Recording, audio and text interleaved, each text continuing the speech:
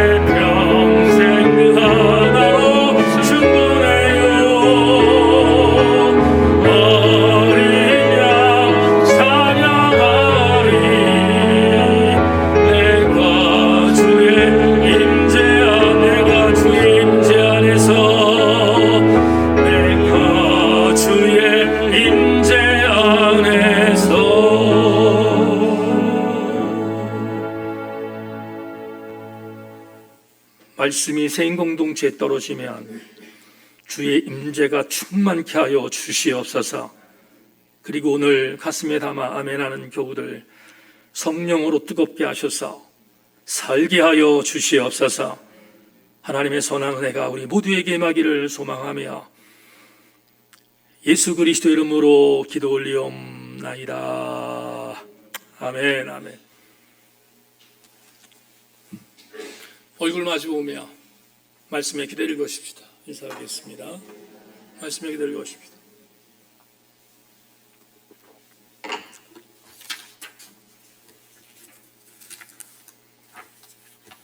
오늘 4월 24일 부활절 이후 두 번째 주일 히브리서 25번째 강의 제목으로 가장 귀한 분이라는 제목을 갖고 말씀 은혜를 나누겠습니다. 여러분 들려지는 말씀 되기를 소망하고 은혜 받고 돌아가시기를 축원합니다. 우리나라 정서 중에 뼈대를 중요하게 여기는 사고방식은 아마도 유교적 배경 때문일 것입니다. 2022년 이런 이야기를 하면 정신병자 취급을 받을 수 있지만 불과 100년 안팎의 우리나라의 정서 속에 이런 상용어들이 자주 사용되었던 것을 알게 됩니다. 뼈대 있는 가문, 뼈대 있는 족보 등등 이러한 단어들이 익숙하게 회자되었던 것이 사실입니다. 여러분 제가 아내와 결혼하고 결혼 초에 아내한테 농담으로 이런 이야기를 한 적이 있습니다. 여보, 당신은 참 출세했다. 왕족한테 시집 왔으니 얼마나 출세했냐. 이렇게 제가 농담을 했습니다. 왜냐하면 저희 뼈대 있는 가문은 아멘 안 할 줄 알았습니다. 저희 뼈대 있는 가문은 조선 9대 왕인 성종의 8번째 아들 익양군파에 속해 있기 때문에 그렇습니다. 저는 왕족입니다. 그런데 아내에게 제가 농담할 때 이렇게 말했습니다. 조선시대 때에 심씨 그러면 무술이들이 많았을 텐데 무술이 출신의 집안에서 왕족으로 시집 왔으니 얼마나 복된 일인가 이렇게 농담을 했던 적이 있습니다. 일부 예배 때 우정재 장로님이 앉아있는 저 자리에 심재훈 사님이 앉아 있었는데 저를 잡아먹을 것처럼 쳐다봤습니다.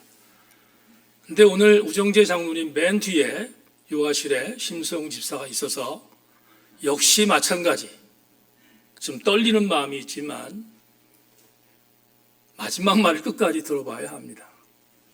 제가 이렇게 놀리자 아내가 저에게 이렇게 말했습니다.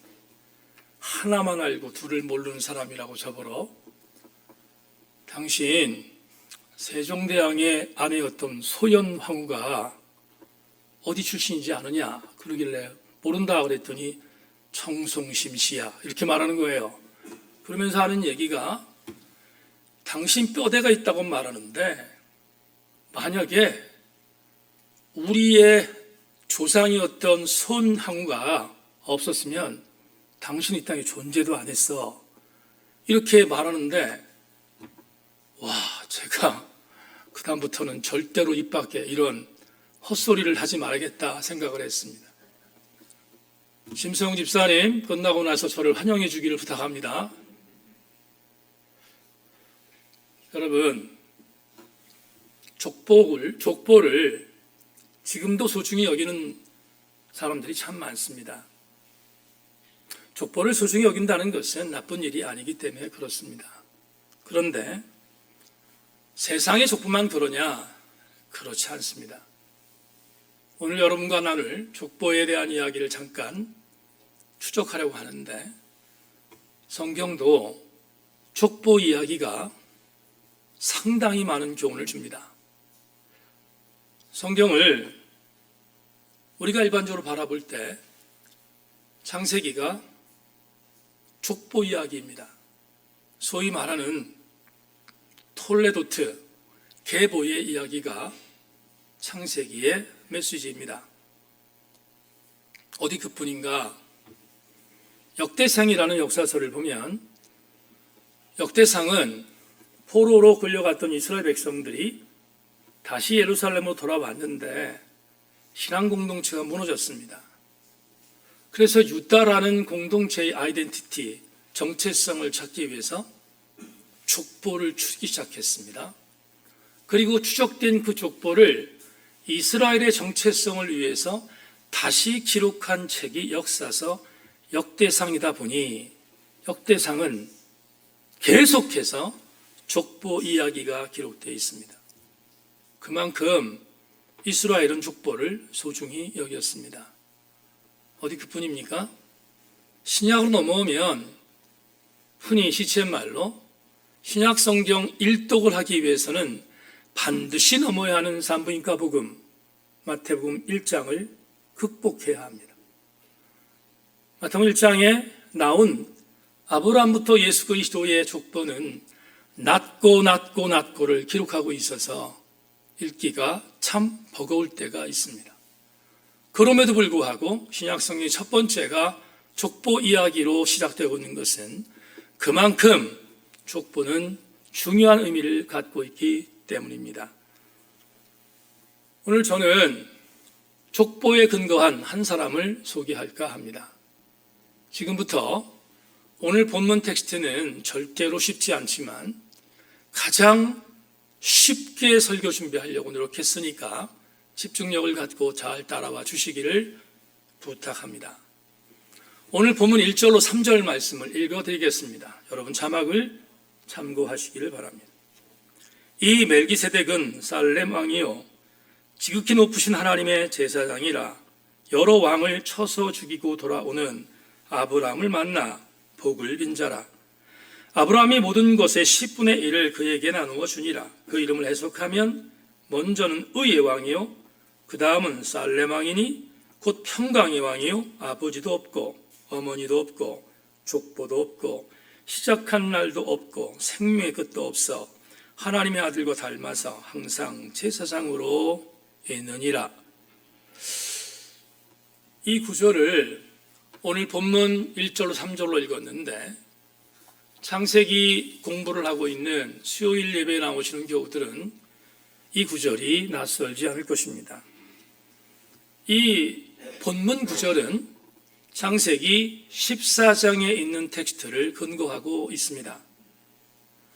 성경 66권 중에서 멜기세덱이라고 한 오늘 주인공, 이 사람에 대한 언급은 딱 3군데가 기록되어 있습니다. 첫째는 창세기 14장 언급한 대로 14장에 나오고, 두 번째는 이제 살피겠지만 시편 110편에 등장합니다.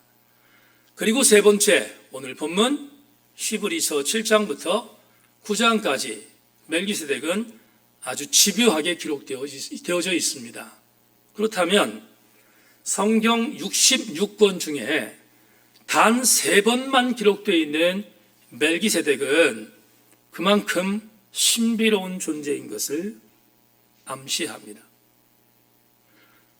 그럼에도 불구하고 신비로운 존재인 멜기세덱을 오늘 우리가 9장까지 연구를 통해서 연구할 이유는 어마어마한 영적 교훈이 담겨있기 때문입니다. 하나씩 짚어보겠습니다. 먼저 첫 번째 텍스트였던 창세기 14장, 수요일 설교를 들으신 분은 낯설지 않겠지만 그렇지 않은 교우들을 위해서 다시 한번 곱씹겠습니다. 창세기 14장 18절 20절 자막 보십시다. 살렘 왕 멜기세덱이 떡과 포도주를 가지고 나왔으니 그는 지극히 높으신 하나님의 제사장이었더라. 그가 아브라함의 축복과 이르되 천지의 주제이시여 지극히 높으신 하나님이여 아브라함에게 복을 주옵소서. 너희 대적을 내 손에 붙이신 지극히 높으신 하나님을 찬송할지로다 하매 아브라함이 그 얻은 것에서 10분의 1을 멜기세덱에게 주었더라. 이 구절을 문자적으로 요약하면 세 가지의 의미가 들어 있습니다. 수요일날 말씀드렸지만 다시 한번 곱씹겠습니다. 첫째, 멜기세덱이 누구인가? 지극히 높으신 하나님의 제사장이라고 창세기 기자는 말합니다. 둘째, 전쟁에서 승리하고 돌아온 아브라함에게 복을 빌어준 인물이 멜기세덱이라고 말합니다. 셋째, 아브라함이 구돌라오멜과의 전투에서 승리하고 돌아올 때 획득한 전리품 중에 10분의 1을 바쳤던 인물, 그 사람이 멜기세덱이라고 창세기 기자는 보고합니다. 이 세 가지를 보면 주목할 게 나옵니다. 여하튼 신비롭지만 대단히 위대한 존재일 것으로 추측됩니다. 두 번째 텍스트 시편 110편 4절을 읽어드리겠습니다. 여호와는 맹세하고 변하지 아니하시리라 이르시기를 너는 멜기세덱의 서열을 따라 영원한 제사장이라 하셨더라. 이 구절을 이제 부연하겠습니다. 시편 110편은 이름하여 왕의 등극시라고 말합니다. 구약학자들은 왕의 재관시라고도 호칭합니다. 이 말은 다른 말로 표현하면 왕이 새로 등극하여 왕의 자리를 앉을 때 불렀던 노래, 이런 뜻입니다. 그러니까 왕의 재관시, 왕의 등극시라는 의미는 그런 의미를 갖고 있습니다. 다윗이 암몬과 전투했습니다. 혁혁한 성과를 얻었습니다. 승리하고 돌아왔습니다.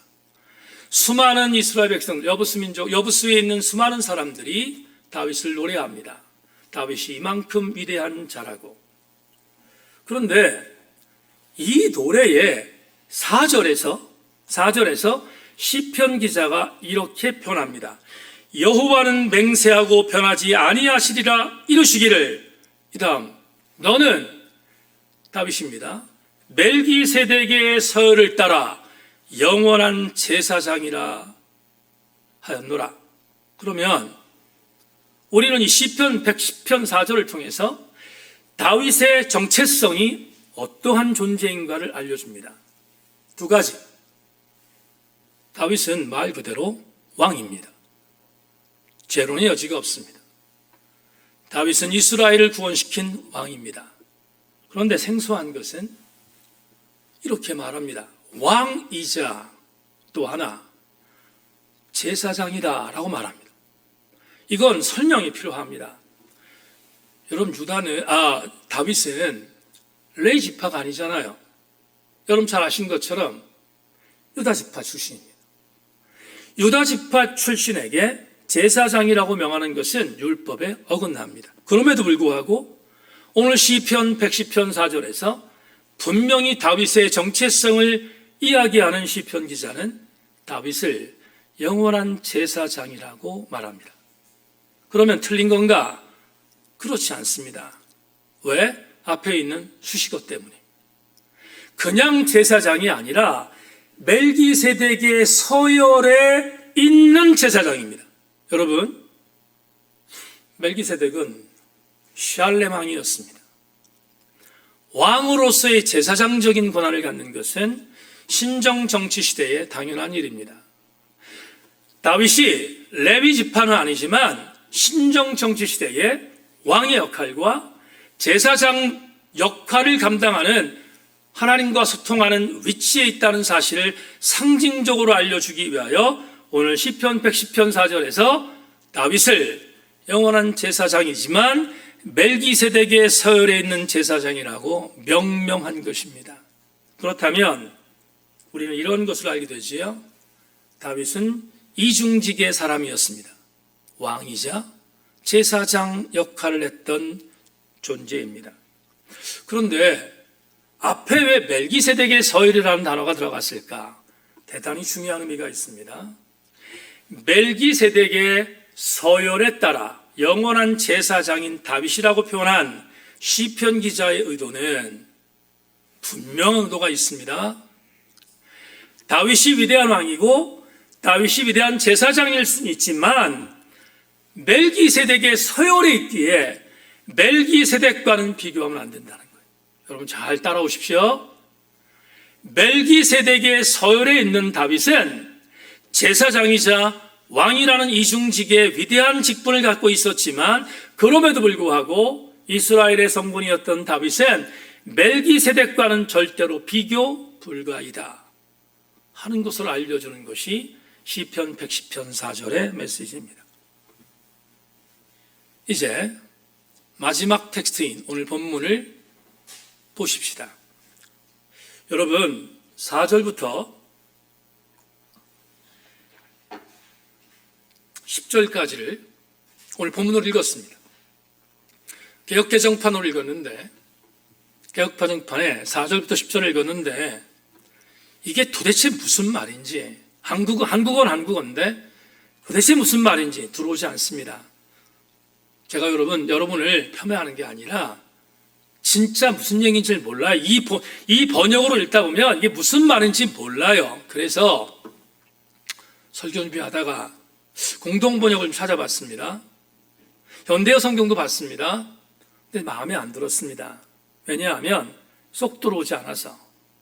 그래서 역시 여러분에게 이 4절부터 10절을 그래도 가장 친근한 현대적 언어로 번역한 유진 피터슨의 메시지 번역이 좋다 생각해서 좀 길지만 여러분에게 유진 피터슨의 메시지 번역으로 본문 4절부터 10절을 읽어드리겠습니다. 자막에 서비스도 나가니까 잘 보시길 바랍니다. 조상 아브라함이 전리품의 10분의 1을 멜기세덱이 바친 것을 보면 그가 얼마나 위대한지 여러분도 알 수 있을 것입니다. 레위 자손 가운데 제사장들은 백성으로부터 11조를 거두도록 율법에 규정되어 있습니다. 제사장과 백성 모두가 아브라함을 한 주상으로 둔 종족인데도 그렇습니다. 그러나 멜기세덱은 완전히 외부인인데도 아브라함에게 10분의 1을 받았고 아브라함을 축복했습니다. 축복은 아랫사람이 윗사람에게 받는 법입니다. 이렇게 볼 수 있습니다. 우리는 죽을 수밖에 없는 제사장들에게 10분의 1을 바치지만 아브라함은 성경에 살아있다고 기록한 제사장에게 10분의 1을 바친 것입니다. 궁극적으로 이렇게 말할 수 있습니다.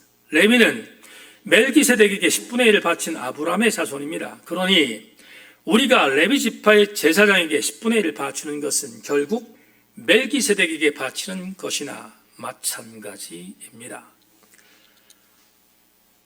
제가 원고를 유진 피터슨의 메시지로 담았습니다. 개역개정판보다는 훨씬 쉽게 다가왔습니다.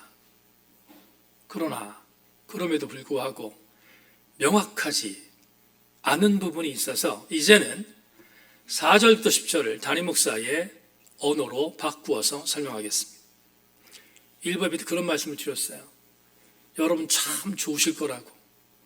어려운 구절을 담임 목사가 이렇게 해석까지 해주니 얼마나 좋습니까?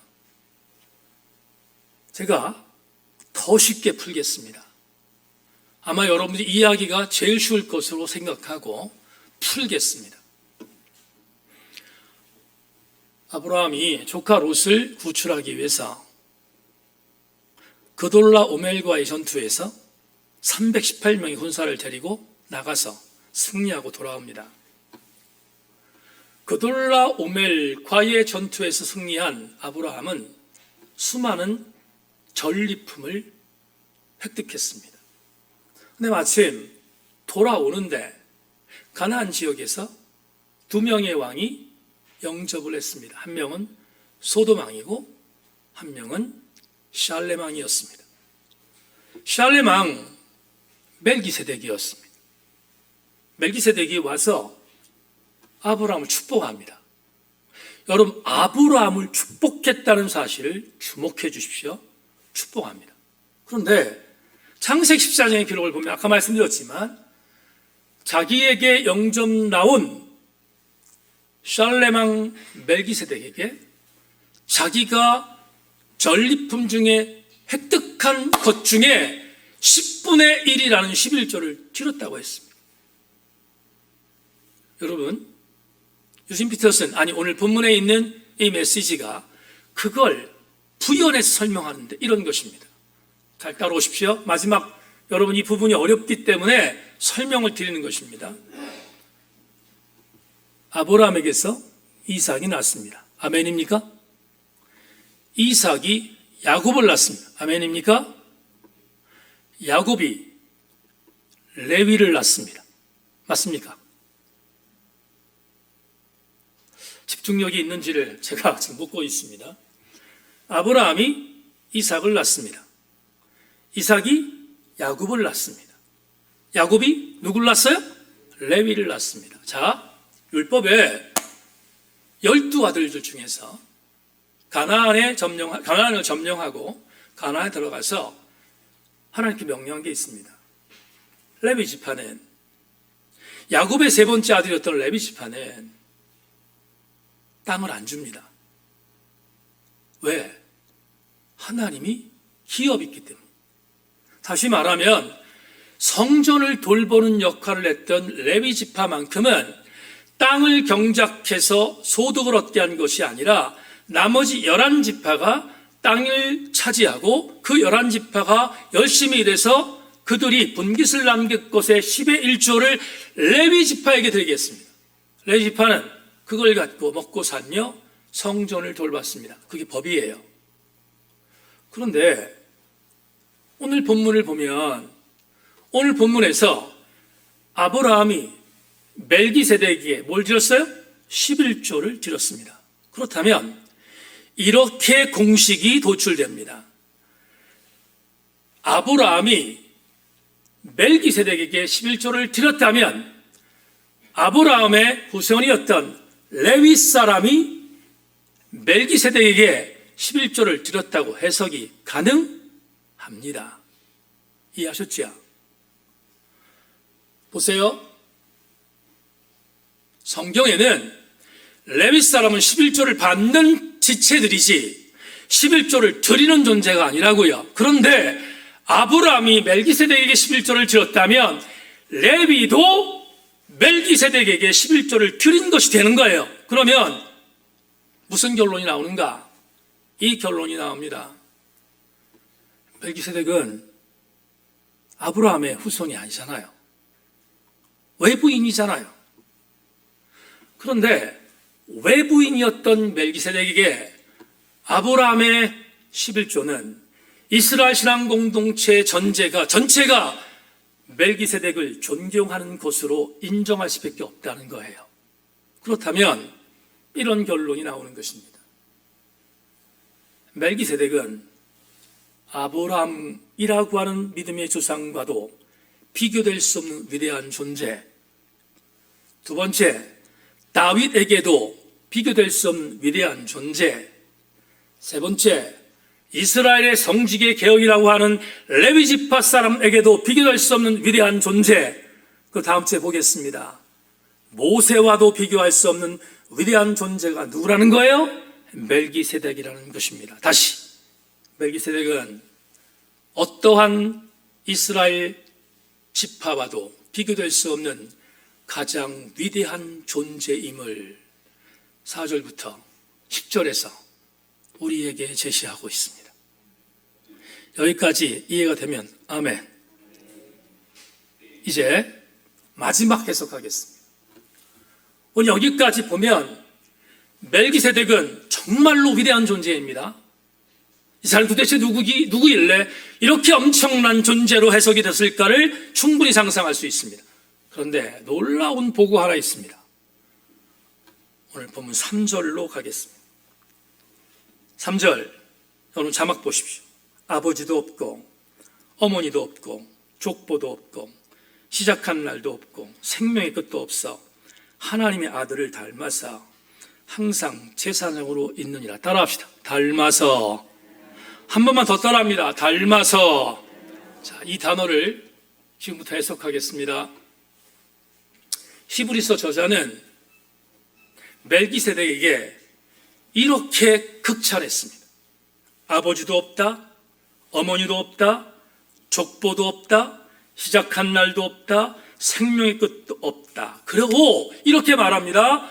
하나님의 아들과 닮았다 이렇게 말합니다. 자, 여기서 닮았다는 단어를 주목해 주십시오. 닮았다라는 단어는 우리가 볼 때 누가 닮았다고 했어요? 지금 본문에서 하나님의 아들과, 하나님의 아들이 누구지요? 예수 그리스도이십니다. 자, 예수님과 닮았대요. 누가? 멜기세덱이. 그러면 우리는 이렇게 보는 거예요. 예수와 멜기세덱이 이퀄리티가 있다, 똑같다는 거죠. 동등하다고 해석할 수 있어요. 그런데 저도 옛날에 이게 신학자들이 반반 나뉘어져 있기 때문에 그래서 이렇게 해석하는 경우가 있어요. 저도 예전에 이렇게 해석한 적이 있습니다. 솔직히 고백합니다. 그런데 오늘 여러분 다시 여러분에게 정리하겠습니다. 예수님과 멜기세덱은 똑같지 않습니다. 왜 그런지를 페플 트리니티 대학의 조재천 교수의 해석으로 읽어드리겠습니다. 그는 멜기세덱입니다. 하나님의 아들과 유사하다. 히브리서를 처음부터 읽어온 독자라면 하나님의 아들이 예수 그리스도를 지칭한다는 것을 알고 있을 것이다. 여기서 중요한 점은 상태동사 비슷하다, 닮다로 번역된 아포모이 호메노스의 주술관계다. 하나님의 아들이 멜기세덱과 유사한 것이 아니라 그 반대이므로 결국 하나님의 아들이 본질적이고 우월한 지위에 있다. 두 존재가 영원하다고 해서 그 둘의 지위가 동등한 것은 아니다. 닮다라고 되어 있는 헬라어 아포모이 호메노스라는 이 단어를 설명하겠습니다. 이 단어는 헬라어 용법에 의하면 주술관계 상태동사입니다. 이게 무슨 말인가 하면 주술 그러니까 누구처럼 지금 이렇게 빌고 있는 그런 게 아니에요. 주술이라는 개념은 그런 게 아니라 주어와 수로라는 뜻입니다. 다시 지금 상태동사 이 아포모이 호메노스라는 단어는 언제 쓰이냐면 주어와 목적어 서술어라 합시다. 주어와 서술어와의 관계 속에서 관계가 대등하지 않은 것을 보여줄 때 쓰는 닮다라는 단어예요. 자, 이게 무슨 말인가 하면 이런 겁니다. 아들과 멜기세덱이 아포모이 호메노스라고 했다면 이 단어는 닮다라고 번역되어 있지만 앞에 있는 예수 그리스도는 주이고 뒤에 있는 멜기세덱은 술입니다. 그렇다면 절대로 같지 않아요. 조재천 교수가 말하잖아요. 비교될 수 없다고. 이제까지 여러분이 소그룹에서 아니면 담임 목사에게서 아니면 또 다른 유튜브 방송에 있는 목사님을 통해서 수많은 성경 공부를 통해서 멜기세덱과 예수 그리스도가 같다라고 말했던 것이 있다면 머릿속에서 지우시기를 바랍니다. 다시 강조합니다. 예수와 멜기세덱은 동일한 것이 아니라 절대로 멜기세덱은 예수와 비교될 수 없는 술의 관계에 있음을 기억해야 합니다. 이 구절이 왜 저를 전율하게 만들었는가? 그렇습니다. 멜기세덱과 같은 가장 신비로운 위대한 존재도 예수 그리스도와는 비교할 수 없는 존재임을 알려주었기 때문입니다. 양요희 교수가 중요한 이야기를 하나 남겼습니다. 이렇게 말합니다. 모형 멜기세덱이 원형 예수 그리스도를 규정하는 것이 아니라 원형이 모형을 규정해 준다. 곧 예수님께서 멜기세덱의 모형을 따라 규정되는 것이 아니라 멜기세덱이 하나님의 아들 예수님의 모습으로 규정된다. 강조합니다. 멜기세덱이 아무리 위대한 존재라 할지라도 예수 그리스도와 비교될 수 없습니다. 그렇다면 오늘 우리는 4월 마지막 제 주일에 영적인 레마를 이렇게 받을 수 있습니다. 자막 보시죠.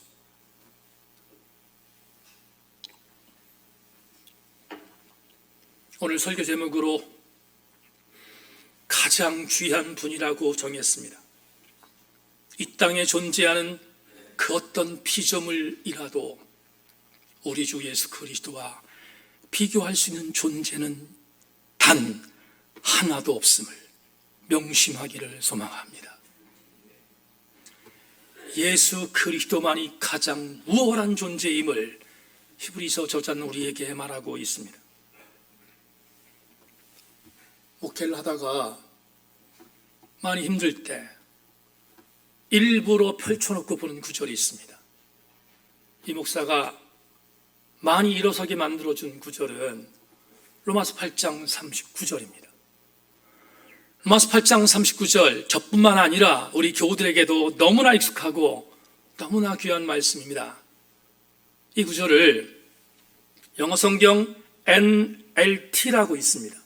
New Living Translation이라는 영어 성경이 있는데 그 영어 성경에 기록되어 있는 번역을 직역하겠습니다.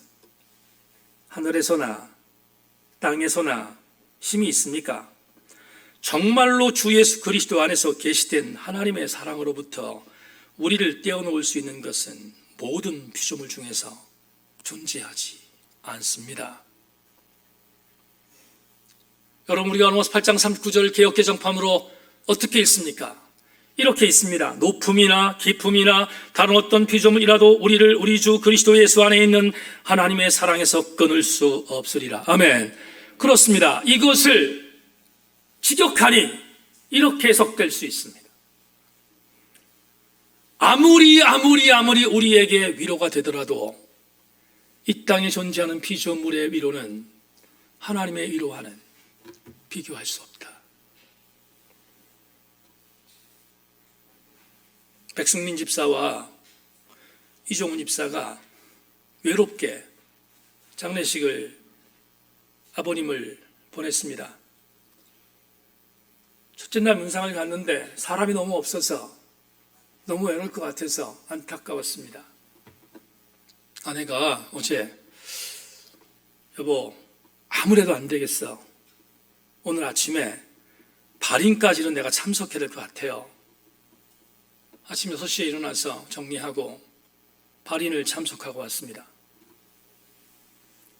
백승민 집사와 이종호 집사가 생각지 못한 사모의 방문에 외로웠던 장례를 치르던 그들이 위로가 됐을 것입니다. 위로가 되었을 것입니다. 그런데 그 위로가 되었겠지만 어찌 하나님이 주시는 위로와 같을 수 있겠습니까? 이 땅에 존재하는 어떤 피조물의 위로도 하나님의 위로와는 비교될 수 없는 것입니다. 마가복음 10장을 보면 여리고 성에 살고 있는 디메오의 아들 바디메오가 등장합니다. 아시는 것처럼 바디메오는 시각장애인이었습니다. 보지 못하니까 빌어먹어야 했습니다. 유감스러운 것은 시각장애는 유전됐습니다. 바디메오도 시각장애인이었기 때문입니다. 빌어먹지 않으면 살 수 없는 바디메오가 복음을 들었습니다. 자기가 살고 있는 여리고성에 딴 지역에서 눈을 뜨게 해줬던 장본인 나사렛 예수가 자기 동네에 들어온다는 것을 알았습니다. 그런데 볼 수가 없어서 어떻게 해서 내가 예수를 만나지? 아마 고민했을 것입니다. 아시는 것처럼 시각장애인은 보지 못하기에 청각이 발달되어 있습니다. 바디메오가 생각했습니다. 그래, 군중들 소리가 많은 곳에 예수가 있을 거야. 그리고 그는 여리고성 근처에서 군중들의 소리가 들리기를 기다렸습니다. 아니나 다를까 군중 소리가 왁자지껄 웅성웅성한 소리가 들리기 시작했습니다. 기회가 왔습니다. 이 기회를 절대로 놓치지 않겠다는 바디메오는 이렇게 외쳤습니다. 다윗의 자손 예수여, 나를 불쌍히 여겨달라고. 뭔가 반응이 올 줄 알았는데 제자들에게서 시퍼란 반응이 왔습니다. 날카로운 반응이 왔습니다. 거제 주제에 너무 시끄러워서 우리 선생님이 지나가는 것을 방해한다는 것입니다. 얼마나 비참한 반응입니까? 그런데 바디메오는 물러서지 않습니다. 바디메오는 한 번 더, 성경이 말합니다. 한 번 더 소리를 쳤다고 했습니다. 한 번 더 소리를 쳐서 이렇게 말합니다. 다윗의 자손 예수여, 나를 불쌍히 여겨 주시옵소서. 한 번 더 소리쳤습니다. 그러자 이번에는 그 소리를 예수께서 들으셨습니다. 예수님이 가던 걸음을 멈추고 자기를 부른 바디메오에게 그를 오라고 하십니다. 바디메오에게 엄청난 기회가 왔습니다. 오라고 하셨기 때문에. 그리고 자기 앞에 선 바디메오에게 예수께서 이렇게 질문하십니다. 내가 너에게 무엇하여 주기를 원하는가? 너에게 무엇을 해주면 좋겠는가를 물으셨습니다. 그러자 바디메오가 이렇게 답합니다. 마가복음 10장 51절, 예수께서 말씀하여 이르시되 내게 무엇하여 주기를 원하느냐? 맹이 이르되 선생님이여 보기를 원하나이다. 설교 준비하다가 제가 가지고 있는 자료 영어 성경 10대가를 쫙 봤습니다. 보기를 원한다는 단어가 어떻게 문장으로 쓰였을까를 봤더니 10개 중에 2가지로 기록되어 있습니다. 첫째는 말 그대로 보기를 원합니다라고 기록되어 있습니다. 두 번째는 내 시야가 되찾아지기를 바랍니다라고 번역되어 있습니다. 젊은이들이 보는 성경에는 내 시야가 되찾아지기를 바랍니다라고 되어 있고 RSV나 NIV 같은 고전 성경에는 보기를 원합니다라고 쓰여 있습니다. 그런데 신학학자, 고전 신학학자인 조지 레드가 이렇게 이 구절을 번역했습니다. 보기를 원한다 라고 하는 이 구절을 자기의 주석서에서 이렇게 썼습니다. Lord, I want to see you. 주님, 나는 당신을 보기를 원합니다.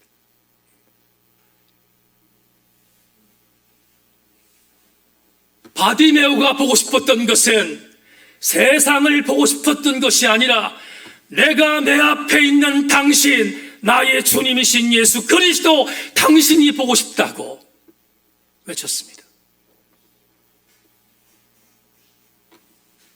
마가복음 10장 52절에서 주님 말합니다. 내가 보게 될 것이다. 그리고 마가는 보고합니다. 그가 보게 되었더라. 사랑하는 교회 여러분, 왜 바디메오가 눈을 뜨면 보고 싶었던 것이 얼마나 많았겠습니까? 그런데 바디메오는 그 많았던 보고 싶은 것들을 다 차치하고 예수 당신을 보기를 원한다고 고백했을까? 간단합니다. 오늘 설교에 함축되어져서 주님이 그 어떤 것보다도 소중했기 때문입니다. 주님만이 가장 위대한 가치임을 믿었기 때문입니다. 20세기의 변증학자 C.S. 루이스는 이렇게 말한 적이 있습니다. 그리스도 없이 선한 삶에 도달한다는 생각에는 2가지의 오류가 깔려 있다. 첫째, 우리는 그렇게 할 수 없습니다. 둘째, 선한 삶을 우리의 최종 목표로 설정하면 우리의 존재의 핵심을 놓치게 됩니다. C.S. 루이스의 2번째 갈파에 이 글을 맨 처음 만났을 때 충격받았습니다. 왜냐하면 이 글을 만날 쯤 저는 진보적인 사상에 물들고 있었습니다. 교회가 왜 나눔에 소홀하지? 교회가 왜 사회적 실천에 대해 소홀하지? 왜 사회가 잘못된 게 소리를 내지 못하지? 진보적인 생각에 대하여 굉장히 고민하고 있었던 그때 이 글을 만났습니다. 표구석의 하나님에서 C.S. 루이스는 말합니다. 선한 삶을 우리의 최종 목표로 설정하면 우리의 존재 핵심을 놓치게 된다. 이렇게 받았습니다. 이웃을 섬기는 것도, 구제하는 것도, 선교하는 것도 예수 때문이어야 합니다. 예수 그리스도 때문이어야 합니다. 그걸 배제한 일체의 구제와 선교와 봉사는 우선순위를 놓친 것입니다. 교회가 왜 존재하는가? 예수 그리스도 때문에 존재해야 합니다. 성도가 왜 존재하는가? 예수 그리스도가 여러분을 도구로 삼고 싶어 하기 때문입니다. 우리한테 있어서 예수는 전부입니다. 우리한테 있어서 예수는 가장 귀한 분이십니다. 말씀 뵙겠습니다. 교황 이노센트 4세가 캐톨릭을 지배할 때 수많은 전 세계에 있는 교회에서 캐톨릭 본부로 헌금을 보냈습니다. 바티칸 성당에는 전 세계에서 보낸 물질의 바구니로 차고 넘쳤습니다. 바로 그때 중세 캐톨릭의 성자라고 여기는 줌마 데올로기 신학대전을 썼던 토마스 아퀴나스가 교황 이노센트 4세를 만나고 있었습니다. 마침 베드로 성당의 발코니에서 밖을 보니 전 세계에서 보낸 헌금 바구니들이 바티칸 성당으로 들어오고 있었습니다. 교황이 그 모습을 보고 세속적인 마인드에 가득 차 있던 교황 이노센트 4세가 토마스 아퀴나스에게 이렇게 말했습니다. 아퀴나스 경, 베드로 성하께서 말씀하셨던 우리는 음과 근이 없다고 말했던 그 음과 근이 이제는 우리 교회에 풍족하게 됐다고 자랑했습니다. 그러자 자랑하는 이노센트 4세에게 토마스 아퀴나스가 이렇게 말합니다. 교황각하, 맞습니다. 하지만 더 이상 교회는 나사렛 예수의 이름으로 일어나 걸으라고 말할 수 있는 능력이 사라졌습니다. 세인교회 지체들이여, 사도 바울이 빌립보 교회에 편지하는 글에서 이렇게 보고하고 있지 않습니까? 그러나 무엇이든지 내게 유익하던 것을 내가 그리스도를 위하여 다 해로 여길 뿐더러 또한 모든 것을 해로 여김은 내 주 그리스도 예수를 아는 지식이 가장 구상하기 때문이라. 내가 그를 위하여 모든 것을 잃어버리고 배설물로 여김은 그리스도를 얻고 그 안에서 발견되려 함이니 내가 가진 의는 율법에서 난 것이 아니요 오직 그리스도를 믿는 믿음으로 말미암은 것이니 곧 믿음으로 하나님께로부터 난 의니라. 세인교회 성도들이여, 우리 세인교회가 음과 근은 없어도 나사렛 예수 그리스도의 이름의 능력이 사라지지 않기를 소망하고, 우리 모든 교우들은 나사렛 예수 그리스도의 이름으로 붙들림 당하는 강력한 교회가 되기를 소망합니다. 다시 예수 그리스도만이 가장 귀한 분임을 명심하고 그분에게 우리의 삶을 드릴 수 있는 우리 교회가 되기를 주의 이름으로 소망합니다. 하나님 감사합니다. 오늘 부활절 이후 두 번째 주일을 맞이하여 주의 말씀을 나누었습니다. 멜기세덱도 예수와 견줄 수 없습니다. 예수 그리스도는 유일한 주군이기 때문입니다. 가장 유일하신 가치인 예수 그리스도가 우리를 휘감게 하여 주시옵소서. 예수 그리스도 이름으로 기도하옵나이다. 아멘.